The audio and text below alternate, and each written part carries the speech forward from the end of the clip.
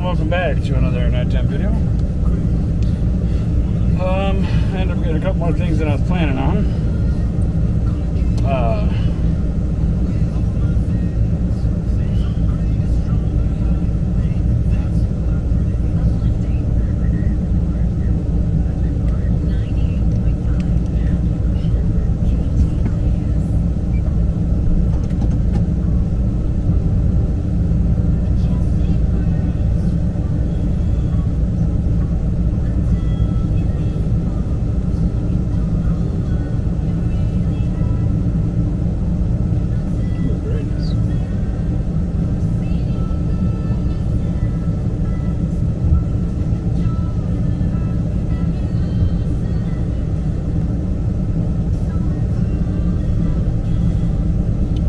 So, I got a couple bags of chips. I don't know when I'll munch on them, but I got them in case I want to munch on something. I want to cook my biblical stuff, but it's been hot. I got to look at the weather and see what I've got to work with here and what I'm dealing with.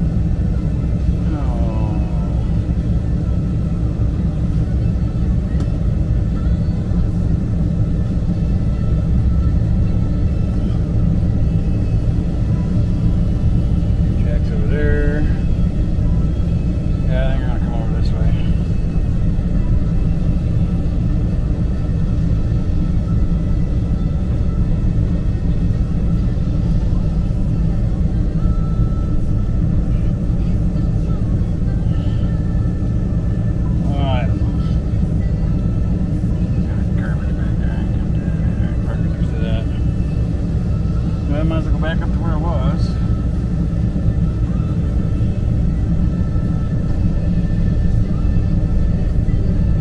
Where's the wind blowing? That's a good thing, you know.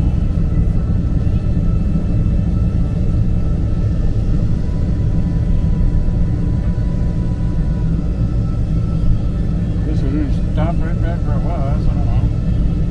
Snakes.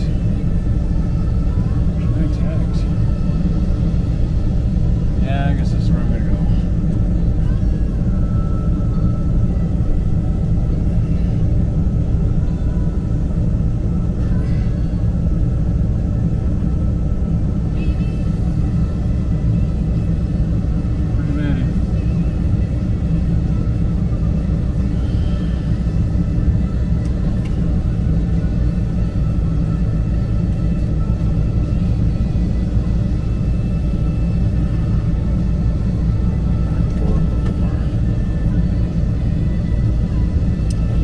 So, that lady that I was talking about over there, her and her son were in front of me, and not sure, but I think she might have been going through a little bit in life, but she was pretty well put together, pretty good. The son was really cool, giving me flashbacks when I was little.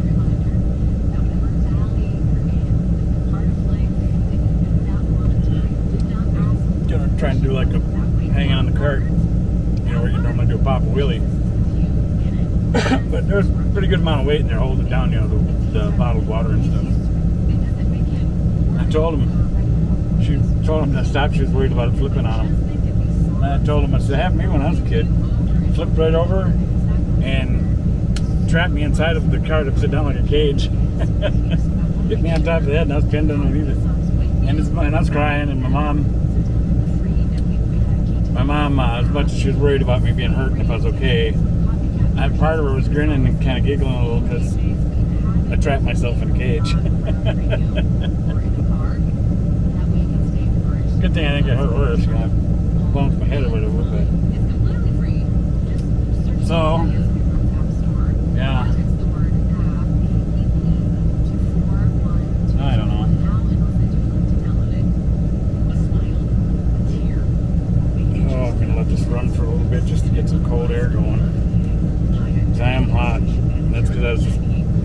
walk to the grocery store, groceries and stuff.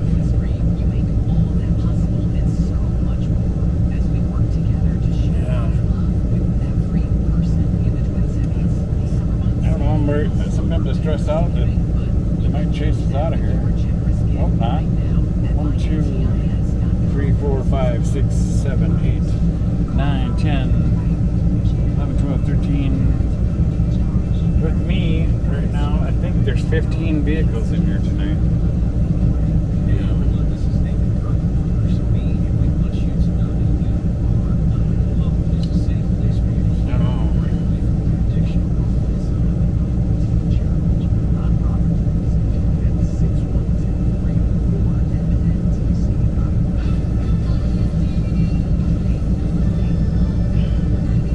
So, yeah, I did get, what else did I get? Got a few pouches of tuna. They were on sale. The tuna pouches I like were down to $1.08. They're normally those like 20 cents off. So, and I got 6 of them, three sunflower ones and 3 hickory smoked. So that's, I saved $1.80. That's pretty good. Ended up getting a loaf of bread. I would like to cut away from bread again because I'd like to start dropping my weight. Because ever since I did that Rise mushroom coffee, I must have shut that off so I didn't burn the fuel. Ever since I started doing that Rise mushroom coffee stuff, drinking that for 2 months straight, for 2 months straight, I had 1 cup of Rise mushroom coffee every day, but I don't like coffee. So in the beginning, I made it with... It was too much. It was too hot. Two packets of hot chocolate. I mean, I doubled up on the water amount, or whatever. But I did 2 packets of hot chocolate with it, and then I just used some creamer, French vanilla creamer, to dampen down the coffee taste, but from reading about it and stuff, with the 6 adaptogenic mushrooms that all have different functions. Well, one of them was to lower your cortisol, which when you lower your cortisol, it helps you burn visceral fat. So I'm going to try it, because I want to try to lose weight. And it did. In 2 months I was doing it. I ended up going from the original mix to when I ran out of the creamer, I switched to honey because I started researching stuff in the Bible, different foods in the Bible that were healthier and stuff, and what the different health benefits of each thing in the Bible was, and I'm still learning that. I gotta do a lot of searching on that just so I can get it into my head better, and I gotta start writing it down. I gotta get another notebook to write it down with or something.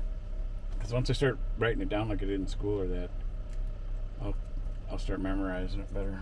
And then I'll make a video, more detailed video. I've talked about it in some of my videos, the different spices. I did one with like 20 different biblical spices. The food so far that I'm focusing on right now because of my propane cooking situation is I've been doing rice, lentils, and chickpeas. I don't know. I haven't found rice. I don't know if I found rice in the Bible yet, but I do believe the lentils and the chickpeas are. The cumin, curry, and coriander, turmeric, are in the Bible. Then onion and garlic I'm using in it, and then it ends up being really good. And then I use like a chicken or beef stock when I make the rice. I start out making the rice. It's good both ways, but I think I like the chicken stock flavor better. And then I've been kind of sneaking a little bit, and sometimes I add half a can of V8 original tomato juice or whatever, vegetable juice. And boy, does that add a lot of different flavor to it. But it's good without it too. It's definitely good without it as well. It's a little thicker without it. That or I got to cook it longer to let it simmer down and thicken up a little.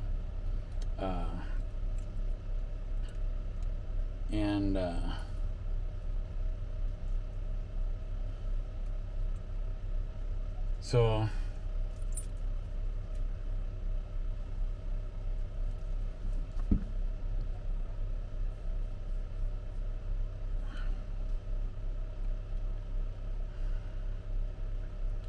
but yeah, it's been, and by cutting the bread out, I was about real close to 400 pounds before my mom died. And I was still doing a lot of work on the land, but But because of COVID and being out of work, a job that I'd been at for 11 years, I lost that right just when COVID was getting rolling, and that was more due to management staffing changes, kind of a deal. When a new company takes over, they like to get rid of all the old and bring in all the new and stuff. But my mom told me it was a blessing in disguise, and it was. She said I'd know later what the blessing was. What it was is that my mom ended up dying from COVID, and because I lost that job, I was home, and I'd gotten rid of my house to help her get that house because she also wanted her own house. So she got that house at 70 years old, and we were there for 7 years. And I built parking pads. I cut trails. We had 9 acres, and I cut all these cool trails through the thick woods and everything, so she could go on the golf cart. When I first took her through the trails, she was like a little kid. As we were going through the trails, my mom's eyes just got all big, and she was like, "This is cool," So that way, when I'd go to work, her and our little Pomeranian dog they ride all around all these trails. The house was like in the middle of the land, and then we had a big pond in the front of the house and another pond out back, and it was kind of hilly valley in the back. Eventually, I was going to make a little waterfall stream coming through and pump it through PVC and stuff. I had all these plans. I was going to build it, but it was really nice. We had set up patio tables all around with umbrellas and stuff. We made it like a real park atmosphere. Happiest I ever seen my mom. So even though my brother, I don't know how that happened, because I lived there for 7 years. My brother disowned the family a long time ago, but maybe because he's older, the court awarded him PR and house sold, and he kept everything, and I ain't seen that penny of it yet, and it's been 3-4 years now, and still got attorneys trying stuff on it, but it's a long story. But anyway, I don't want to get into that. Yeah, it was really cool, man, and never seen my mom so happy. God, she was so happy. Well, how did that start out, though? I was talking about being at that job for 11 years. COVID. I had a point somewhere where I was going with that, but I'll be danged if I can remember right now. That's where a big change came in for me.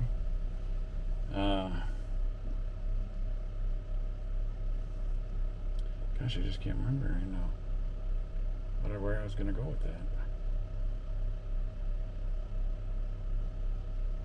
My brain is just lost on it. I get thinking about some of that stuff, which is kind of traumatic for me, for all that happened to put me in the position I'm in now. So if I let my mind ever go there, if it slips into that track, then I can kind of get a little foggy about what I was thinking about or talking about, because it's a pretty powerful thing that's happened.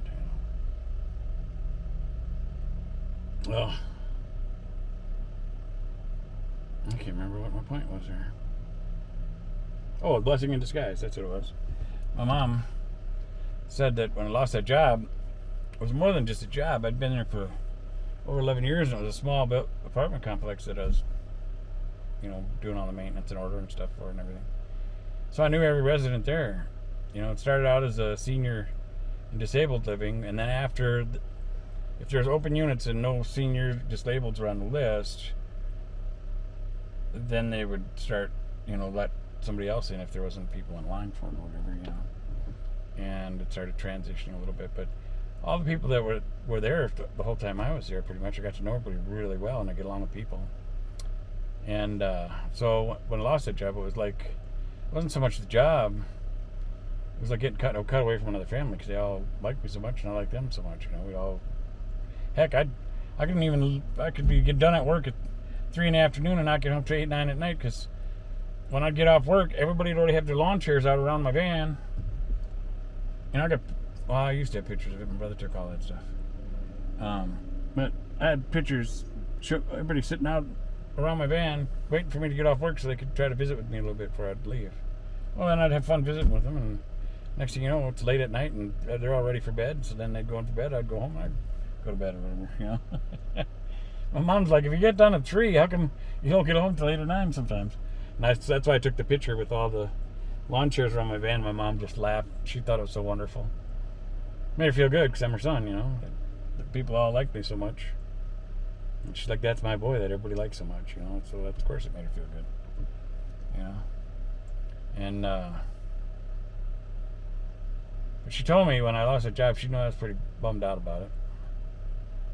And she told me it was a blessing in disguise. My mom was always right.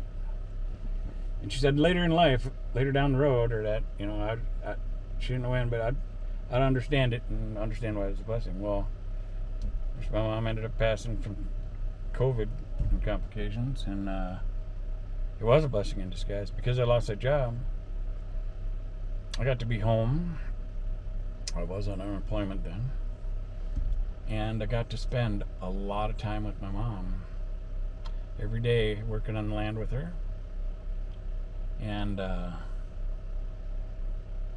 got to have so much fun. We'd laugh and so much having fun working on the land. She'd have all these pretty fake flowers for putting around the house to make it look all pretty and stuff, because we already had the patio tables all in different areas and stuff, and little solar lanterns hanging around, so at night the place would light up everywhere. And then I put white LED lights in this tree in the front yard and stuff. Yeah, my brother, just being facetious, he cut all that down when all that happened. It was just rotten. But anyway, yeah, he did all kinds of mean stuff. But anyway, I gotta get my head away from that. So my mom was right. It was a blessing in disguise because I got to spend all that time with her. One of my favorite moments that I'll never forget is I like watching the Beverly Hillbillies, the old black and white. It's one of my favorite old comedies. And I was on the John Deere. We had a 52 or 54, 58, whatever it was. Big wide mower deck because we had so much land for me to mow. And I'm mowing the lawn. She's got the golf cart with the plastic John Deere trailer hooked up to it with all her pretty flowers and stuff she's going to put on the house. And she's got her straw hat on that's wider brim so it shades her face, so she's getting older and the sun's harder on her. And I'm going one way on the John Deere mowing because I'd come around for the turn. She's coming the other way on the golf cart. And I looked over at her. I said, "We're working now, Ma." And my ma says, "We sure are, boy." And we both laughed so hard, because she knew I was being silly like the Beverly Hillbillies, and she just played right along. And she did her accent well too, saying, "We sure are, boy."